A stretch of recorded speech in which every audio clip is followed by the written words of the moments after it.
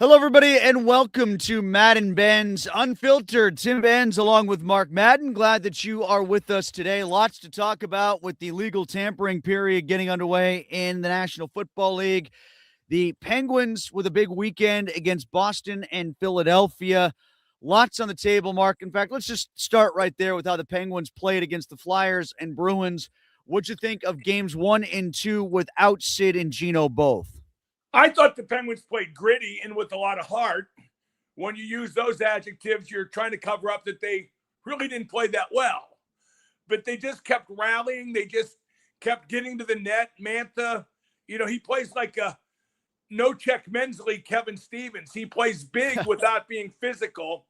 He's up to 23 goals, and he's pricing himself out of Pittsburgh if you want to look that far ahead because he's on a one-year deal. But yeah, they're 3-2-2. Without Sid since the Olympic break, 1-0-1 without Sid and Gino since Gino's suspension. So you'd have to say that's pretty good, although I was hoping there'd be 4 or 5 wins, against the weaker part of their post-Olympic schedule, because now they got, Carolina twice, Vegas, Colorado, Utah. That's just a bear of a road trip that starts tomorrow down Tobacco Road. If Sid is continuing to be out for a while, how do they work around that problem, especially with Raquel still having issues at center? They don't. You just go out there and kind of hope you get lucky and gut it out like they did against Boston. They could have got, the 2 points against Philly, but that was more because Philly stinks. That was just a really badly played game. Yesterday against Boston was exciting. I don't think it set any, records for skill and speed either, but it was entertaining, and you can't fault the Penguins' heart. I mean, it's a group that really believes. That's so cliched, and I've heard it too many times in the locker room lately, but it's true, and they're going to hang in the playoff race down till the death. Whether they make it or not, I don't know. Can they salvage any points on this road trip? How soon does Sid get back? I don't know if Sid's going on the trip. I don't think that's been announced yet. But I think they're working the boys. I don't think Sid's going to come back for at least 2 more weeks. But by his presence being felt, whether it's on the ice in practice, albeit no contact, or traveling to Carolina just to be there, and maybe next game, and then maybe next game, and then maybe next game, I think that's just to get the locker room to dig in because they see Sid coming back at the end of the tunnel. Should they have done more at the deadline to sort of buffer against some of this? No, because this sounds absurd to say after 3 years not, but making the playoffs this year isn't a priority. It's about keeping the rebuilding process on the proper path, which it is. And to do a quick fix deal to sacrifice picks or prospects thereof, that would have been the wrong move. And it would have cost too much. It was such a seller's market, more than I can ever remember it being at an NHL trade deadline. Well, if Trocheck was really being dangled out there for the return of a first, a second, a current NHLer, and a prospect, yeah, that's too much. In fact, that mirrors what looked like a silly-to-be-rumored deal that was suggested earlier in the trade deadline process. So if that was the asking price, I don't blame Dubas for not taking the bait. Certainly, but I think bigger picture, Mark, like they've got so many prospects and draft choice capital built up that should a more palatable deal be suggested to them, I don't have a problem with them sacrificing some of it. Well, yeah, if you get a younger guy, Vince is 32. The object is to get like a Jason Robertson at some point using some of your stockpiled assets because he's only 26. I don't know whether that's possible in the offseason. But it's something Dubas should look at. But I can tell you for a fact, he did not talk to New York about Trocheck. That was a wholly fabricated report going the way of today's new non-journalism. Think up what makes sense to me, then report it as a possibility. But those discussions never took place. Yeah, I never heard much static about it. I just thought it made some sense for many of the reasons that we've pointed out. This is putting you on the spot, Mark. I just talked about it on DVE with Steigerwald when he came on with us. I'll throw it out to folks who might want to comment and give some feedback. But Chinakhov, can you think of a guy who fit his bill in Penguins history past, recent or even going back, that was a complete and total bust somewhere else that came here and has thrived to the degree that he has? The one guy that comes to mind for me instantly, and he plays a different position, is Schultz. When Schultz came here, he was kind of a washout that had a lot of talent that never quite made it elsewhere and came here and was really good. Daly to a lesser degree, but Schultz kind of fits that bill. You got anybody else that comes to mind for you? Well, a lot of guys from that era because they won. I mean, Phil Kessel will be known for what he did here, but he had better stats elsewhere. Carl Hagelin, nobody knew who he was till he got here, but he won Stanley Cups here. I can go way back, Tim, if you want me to. Still Apps. Was he a washout somewhere else before he came here? He wasn't a washout, but never really got a chance with the Rangers. You know, it was a 14-team league then, and they traded him to Pittsburgh for Glenn Sather, the future Stanley Cup winning coach with the Oilers, who was kind of a checking line rat back then. And Apps came to Pittsburgh in, I want to say 72, and became a 99-point scorer and just close to an all-time Penguins great. I think that Chinakhov coming here, he is their version of what Naslin was going out. Now, the difference there is, the Stoyanov part of it, like they just didn't get proper return. And it's not like the Blue Jackets are floundering without Chinakhov. In fact, they might be the team that catches Pittsburgh eventually. Who knows? But they're still in the mix. But the Naslin thing is what comes to mind in the other direction, a guy they lost that went elsewhere and then for thrived. Sure, Nasty, for sure. I mean, that was a guy that never got, I don't think, proper chance here. I don't think Mario liked him on his wing, even though he was a really good fit as a playmaking type wing. And, after that, they just got rid of him for the sake of getting rid of him. So, yeah, that definitely applies in that direction. Got a guy here who said Kovalev. Does Kovalev fit that bill? No, Kobe won a Stanley Cup in New York and played very well there. Yeah, I think Kovalev was a little bit better with the Rangers than Chinakhov was. Signings count because John Cullen got signed out of the IHL and became a 100-point guy in Pittsburgh. That's a good, but how highly regarded was he? Because Chinakhov was really high. He was a first-round pick that busted and then came here, and now the Penguins have seemed to have found his talent that Columbus could never cultivate. Yeah, I mean, in the short term, it's a long career with Chinakhov. I mean, he's very young, but he's been terrific so far. You see, that's people wanted a bigger trade at the deadline than getting this Soderstrom. But they made that trade in the same vein as Chinakhov. They see something there that Detroit didn't, and maybe the change of scenery helps. Although I don't expect results like they got with Chinakhov. They get Carolina twice. They bookend this road trip with 2 games against Carolina, and that's quite a litmus test for how they might be able to compete in the playoffs. But I'm not concerned about them tracking down Carolina in the standings. I'm just concerned about them holding off Washington or Columbus and at least being the 3 seed. And if they get into the 3 seed, great. Yeah, but here's the thing. If you beat Carolina Tuesday night, then you can fool yourselves into thinking you're in that race, even though that race ain't that important. In fact, I'd rather finish second than first in the Metro because I think first is going to get you a tougher first-round opponent, one of the wild cards from the Atlantic. But if you beat Carolina, you're 6 points back. Yeah, you can maybe ramp yourself up, adrenalize a little bit more, thinking you can win the division.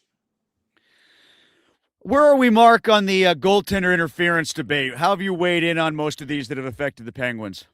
Anything I think is nonsensical, I quickly don't care about. So I don't care. They don't know what it is. I don't know what it is. So why should anybody care what it is? I will say the Penguins have gotten a lot of borderline calls go against them. It was good to see Erik Karlsson set an obvious pick on the overtime goal yesterday and them not call it. That was so obviously interference. But the goaltender interference thing, I don't know. I mean, they can't make up their minds. And Muse gets killed on those challenges, and I think that's because he's a rookie coach. I was just going to ask you. And a rookie coach on a team they don't like to do well in Toronto doing well. I was going to ask you that. I asked that of Brian Rust following the game against the Sabres where the Penguins really felt like they got screwed. I mean, at least that one I could understand a little bit because of Letang's contact. But I think part of the issue here, Mark, is they had their Jesse James moment, the fans did, with how low the threshold was for acceptability with Mantha's penalty in New York a couple weeks ago. Well, So that was the worst call. Right. And if that's the standard by which everything else is being measured, I can understand why Muse is going to challenge everything and why Penguins fans are pissed about it. You know what people don't get to? A lot of it is challenging based on score and situation. There was a game a while back that the Penguins were lucky to be in, and they were tied. It was at home, and Muse challenged the tie-breaking goal, even though it was very borderline. And his rationale was, I thought that was our best chance to stay in the game. So there are many different reasons, as in football, as in any sport with video review, to challenge. Mark, let's get to some Steeler talk. What with the free agency period starting, by the time you and I next speak, we'll know what they have done in free agency to a degree anyway. Maybe not a quarterback because of Aaron Rodgers. The only news trickling out so far today, at least to the point when we got on here, is that Samuel's coming back to play corner. I don't know what that means for Pierre. I would have preferred Pierre, personally. I don't know what you would have thought there. It doesn't have to be either or, but I definitely would have preferred Pierre if it's one of two. I think it's 6-1, half a dozen of the other. I wouldn't be surprised they bring Pierre back because, I mean, who's else going to want him? Well, if you listen to his agent, 18 might be because he'd be more in demand, don't you? Pierre probably will be in more demand because I think he's viewed as an up. Pierre? Yeah. I think Pierre was more viewed as an up-and-comer. He's bigger. I think he's been up and coming so long that he just ain't much to other teams. Well, maybe Samuel's the same thing. And I still think people wonder if Samuel's damaged goods because of the neck. He hasn't been back all that long. Yeah. Again, Tim, another topic I don't care about. I don't think it's impactful. What is impactful, will they go on and get a top-flight wideout on the first day of free agency like Dobbs or Pierce? And I don't think they will because they never do. Baltimore gave up too much for Crosby, as good as he is, right? Nah. You got Crosby. Yeah, but it's 2 first-round picks. Yeah, but you're trying to maximize Lamar while you got Lamar. I thought it was a good move. I wish the Steelers made more bold moves like that. Then again, they did with DK. Look at what happened. He sucks. Oh, if they had gotten 2 first-round picks for Watt, I would have thought that was a steal for the Steelers. Right now, yeah, but the time to do that was 2 years ago. While he was Max Crosby. Yeah, right. Yeah. While he was better. I also read where Alex Highsmith is trying to beat the drum again for how much they're going to move the pass rushers around. And my initial reaction was bogus, BS, not going to happen. We've been hearing it every year for the last 5 years. And I did have to catch myself a little bit because it is a new staff. Maybe I should make them earn my dubious nature at first. But then again, it's TJ Watt. And this whole thing about moving might be a TJ Watt thing more than it is who's the head coach and who's the defensive coordinator. They're not going to tell TJ Watt what to do. Not that staff, not this staff. He'll do what he wants. He'll line up in the same place, and he'll continue to fade a little bit more all the time, like a Xerox of a Xerox of a Xerox. When you get a look at what the draft could look like, so much of it is dependent, I would think, on what the strategy is in the offseason during free agency. And I'm with you. I would love to see them go after at least one legitimate target in wide receivers so they don't feel the need to have to overslot one like they did with Troy Edwards back in the day. I've heard you reference that. I fear that a little bit myself in this year's class. Yeah, what was it, 99, when it was Torrey Holt and David Boston, and they were bound and determined to get a receiver, and them two went. They took Troy Edwards, who shouldn't have been picked in the first round, but they wanted a receiver. So, yeah, I don't think that'll happen again. But I think what they do need to do is they need to get either Dobbs or Pierce, and then they need to draft the receiver in the first or second round. They need to give Rodgers all the help he can get if Rodgers is going to play. And by the way, it's absurd that here we are on the first day of tampering, and he still ain't set. Oh, and Cabali was on the Fan this morning saying he's going to decide this week. I thought Cabali said that last week, and the week before, and the week before, and the week before. It's like when we were on vacation when I was a kid. How long till we get there? 20 more minutes. And my mom didn't know. Well, she did know, but it was going to be more than 20 minutes. Well, he shouldn't get to next week. It should be this week. There should be a decision made. Now, if he makes a decision... It should have already been made. The deadline should have been before legal tampering started. We And finally got. if he couldn't decide, then walk away. You're allowed to walk away. They made Ben quit. They made Troy quit. They made Hines quit. They cut Franco. And for some reason, this idiot who's been here for a couple minutes has them over a barrel. Well, it's not only them with him; it's the Penguins with Malkin. It's Cutch with the Pirates. At some point, the franchise. I don't think it's the Penguins with Malkin. I think what's going on now reflects that it's not, at least not anymore. What? Because they haven't signed him yet? You mean? Right. In the regular? Yeah. Well, I think it's wise. I don't think he's coming back. I think it's wise for Dubas to kind of employ a Steeler tactic here if you don't renegotiate this in the middle of a season. Now, that's not a universal thing. It's a little different in hockey than it is in football, but I think he's wise to employ that strategy here with Malkin because, like if the Steelers were inclined to sign guys in the middle of the season, Russell Wilson might still be the quarterback right now because he was real good in November. They might have signed him at that point if they had that inclination to do that midseason. My catch-all phrase for all of these situations, Tim, is you can't let your locker room become a museum. Just getting word here. I'm trying to take a look here. Oh, one thing. Yeah, here it is. Dolphins, they traded Minkah Fitzpatrick to the Jets. So for people who wanted to see Minkah back, I heard that was getting some traction. So much for that notion. I didn't want Minkah back, by the way. That is an all-time bad trade the Steelers made. They traded a first-round pick for a safety who wasn't Troy, to go 8-8 and blow their chance at Justin Herbert. An all-time bad move made in the vanity of keeping the no-losing season streak alive. Well, I know you love it like I do when Roethlisberger does his podcast and he says something that's completely antithetical to what he would have thought as a player. Like, did you hear him the other day when he was endorsing, if you have a tank season, so what? You go out and you get your draft quarterback the next year. There's no way Ben would have ever handled them tanking a season while he was a player. Well, and certainly not in 19 when he got hurt, because they would have drafted his replacement. And Ben, if Ben had his way, Ben would still be playing. Ben thought for he sure. would never quit. Malkin thinks he's never going to quit. Seriously. Oh, I think Malkin has it in his head that he could be in the NHL what Yager has been in the KHL. Well, Yags hasn't played in the KHL for years. He's played. The Czech league. I'm sorry. Yeah, the Czech beer league. But Yoey made a real good point in his column about the Malkin mess. If you give Gino a 1-year deal because he has the boo-boo face, he'll get the boo-boo face again, same time next year. He never wants to quit, ever. Mark, after we did our podcast last night, I went and double-checked online. Pirates win total on Bet Rivers is now up to 79.5 with the line set at -129.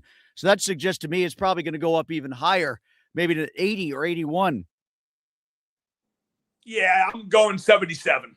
70. So you're going under right now? That's a good payout right now with the way the money's going. Yeah, I'd go under. I think they have, in my Trib column that should be posted by now, I talked about how they got 4 left-handed hitters with Lau, O'Hearn, Horwitz, and Cruz, who are 4 of their top 6 batters lineup-wise, and they all hit .219 or worse against lefties on their career. Lefties will kill this team, just bury this team. So I factor that into my prediction. I don't trust Chandler or Ashcraft, although I'm optimistic about their talent. I think Griffin's going to start the season in AAA, which means the bottom third of their order will be pathetic. So I don't see how anybody can take all those factors into account and think they're going to have a winning record. All right, let me get to some. You know what people don't get, Tim? Skeens can't pitch every game. People always base their presumption of greatness on Skeens. He's going to start, 33 games? That's not that many. He's starting today in the World Baseball Classic against Mexico. Well, I'm good, Tim. You reminded me to not watch. Kenny Powers pitching for Mexico, perhaps. I wish it was Kenny Pickett. What was the guy's name? The man of 1,000 pitches. What was his name? Is El Hombre Sin Nombre, the man with no name. Yeah. Maybe he'll come out of the bullpen. As I recall, pitch number 11 was curveball. All right, let's get to a couple of comments. This guy says, Mark, good to see you last Thursday at Pittsburgh Brewing Company. Despite the loss, that was a fun evening. That was the Buffalo game. Oh, and somebody else brought up, I'll just get to it right now. They wanted to know your thoughts on what Gino did in that game to get the suspension. Oh, it's ridiculous. It's one of the most selfish acts in Penguins franchise history. He put himself and his pettiness over the contract ahead of the team. And I've had people tell me that that had nothing to do with his contract. Dahlin was just being an agitator, and Dahlin is an agitator. Hagel went after him last night. Oh, did you see? Yeah, he lit the match last night, too, in that game. Yeah, a bunch of times in that unbelievable Buffalo 8-7 win over Tampa for Buffalo to take over first in the Atlantic, unbelievably. But you know, I mean, Gino played like crap the 2 games before that, ever since it became public that he had talked about an extension and been rebuffed. So don't tell me that ain't why. I know that's why. Mark also says, I'm hoping they get half of the available points on this trip, preferably most of the points coming against Carolina. Yeah, there's a little part of me that says, you know, get a couple loser points against Carolina and then just deaden them beating you, and they become experts at getting loser points. We all know that. Half would be an accomplishment on this trip, Mark. I'd be overjoyed with 3 of 8 points. Yeah, you're talking about points percentages. If they got 50% of the points, and this was it 5 Wait, game? there's how many points available? 5? There's 10 points available, right? Mm-hmm. Yeah, 3 or 4 would be a godsend. This guy says, Tim, great job calling Duquesne the 4th largest comeback in NCAA history. My question is, what's the best game you've ever called? Well, at least for Duquesne, if it wasn't that, I mean, it could have been the championship where they won for the first time since 1977 and went to the NCAA tournament, or the game where Jimmy Clark hit 2 buzzer beaters at the end of the first half and the second half. How about you, Mark? What was the best match you ever called with WCW? Well, that's out of nowhere. I don't know. I mean, was there a match or an event that was particularly memorable that you liked? I remember when they did like a work shoot where Hulk Hogan laid down and let Jeff Jarrett pin him. And then they had Vince Russo come out and F-bomb Hogan and say, you know, get out of here, you piece of... And just, no. In other words, no, Tim. Nothing comes to mind. Here's another guy who brought up Kovalev. You know, now I'm just kind of going down in my own head an Alexei Kovalev rabbit hole. I'm thinking of all these Kovy moments. And I remember the great story when he was in New York. And part of the reason they decided to trade him was, remember Keenan kept him on the ice the whole time and he never left? Do you remember that story? He didn't care. He didn't care. Like, he tried to punish him by making him never come off the ice. He was trying to teach him a lesson. He was giving Kobe what he wanted. That was right. No problem for Kobe. Exactly. That's a great story for people who don't know it. Like, he was taking shifts that were way too long, and Keenan wanted to punish him, so he just kept him out there, and he stayed out there like the whole period. Yeah, no, he played like 7 minutes at a clip once. Right, exactly. Yeah, it was crazy. By the way, Tim, I want to get back to WCW. Okay. I will say, you know, I was like kind of the heel clown on color, but I called every Bill Goldberg match very seriously because he was like, you know, being presented as real. So actually, I thought I did a really good job on those matches, although none in particular come to mind. Josh on Chinnikov says he's got some Kovalev in him, especially with that lethal shot. Oh, he has a better shot than Kobe. You think he's better than Kobe's, huh? Well, no, he's not better than Kobe. He just might be a better shooter. Well, that's a tough one because Kobe could shoot. Yeah. You know what they do have in common? They miss high right a lot, both of them. Richard says, it amazes me how Columbus got rid of Chinnikov because he didn't get along with the coach, then gets rid of that coach a short time later. Their loss is the Penguins' game. Well, maybe that's what they realized after Chinnikov, right? Because Chinnikov is gone, and then they fired their coach after that, right? Yeah, like a little over a week later, Everson, yeah. Well, maybe that's because they realized they put their chips behind the wrong guy in that decision. Well, they miscast Chinnikov there, and that's not just the coach. The GM can say, hey, what are you doing? But he was always on the 3rd and 4th line. But to be fair, the Penguins have been guilty of that. Morozov back when, Naslin to some degree. You know, it's about whether how you were used fits your skill set, and that was not the case with Chinnikov in Columbus. And you got to give Muse a lot of credit because he brought him in and put him right in the top 6, which is where he should have been all along. Matthew says, what are your thoughts on the Malkin suspension? In a vacuum, I actually thought he got off light with 5. I thought he deserved 10 for his stupidity. He could have got more, no question.